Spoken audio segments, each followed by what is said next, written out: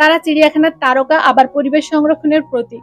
কিন্তু এই দুনিয়ার সবচেয়ে আদরের প্রাণীটি পান্ডা আসলে আমাদের জানার অনেক বাইরে রয়ে গেছে। দেখতে যতই শান্তশিষ্ট আর অলস মনে হোক, পান্ডাদের জীবন আসলে ভরপুর রহস্য আর মজার ঘটনায়। আজকের ভিডিওতে আপনাদের জানাবো এই পান্ডা সম্পর্কে কিছু তথ্য। চলুন শুরু করি। আজকের দিনে পান্ডাকে আমরা মূলত বাস খাওয়া নিরীহ প্রাণী হিসেবেই জানি, কিন্তু কয়েক মিলিয়ন বছর আগে তারা ছিল সম্পূর্ণ মাংসাশী। তাদের পূর্বপুরুষরা শিকার করে খেত। যদিও এখন তারা পুরোপুরি বাসের ওপর নির্ভরশীল, তাদের হজম প্রক্রিয়া এখনো মাংসাশী প্রাণীর মতোই রয়ে গেছে। তাদের অন্ত্র ছোট এবং হজম ক্ষমতা সীমিত, ফলে বাস থেকে খুব অল্প পরিমাণে পুষ্টি গ্রহণ করতে পারে।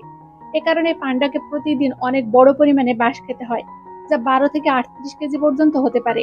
এই পরিবর্তন প্রকৃতির এক বিস্ময়কর উদাহরণ, যেখানে এক সময়ের হিংস্র প্রাণী এখন নিরীহ উদ্ভিদভোজী হয়ে উঠেছে। পান্ডা দিনে প্রায় 10 থেকে 14 ঘন্টা বাস খাওয়ায় ব্যয় করে। বাঁশের পুষ্টিগুণ খুবই কম, তাই এদের একটানা খেতে হয় প্রচুর পরিমাণে। শক্তিশালী চোয়াল ও দাঁত বাঁশ চিবিয়ে খাওয়ার জন্য উপযুক্ত। খাওয়ার পরে তারা দীর্ঘ সময় বিশ্রাম নেয় বা ঘুমিয়ে থাকে, কারণ এই কম পুষ্টিকর খাবার তাদের শক্তি পুনরুদ্ধারে বেশি সময় নেয়।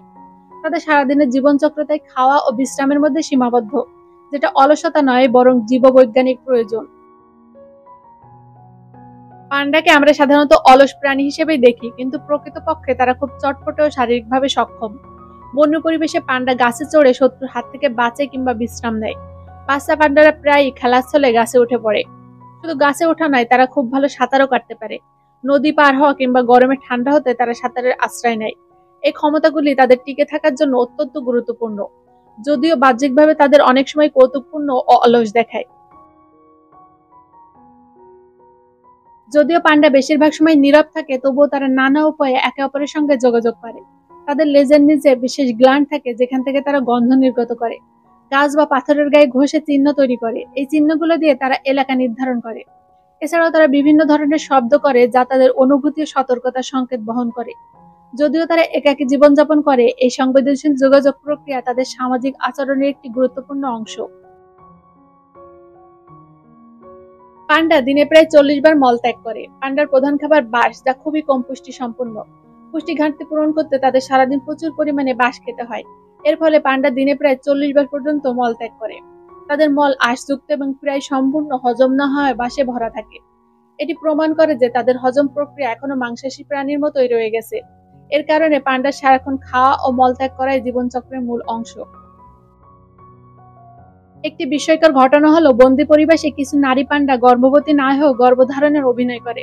তারা হরমোন পরিবর্তন, কম খাওয়া, নির্জর আচরণ ও নেস্টিং আচরণ প্রদর্শন করে, যা দেখে গবেষকরা বুঝে ওঠেন না যে আসলে সন্তান হবে কিনা।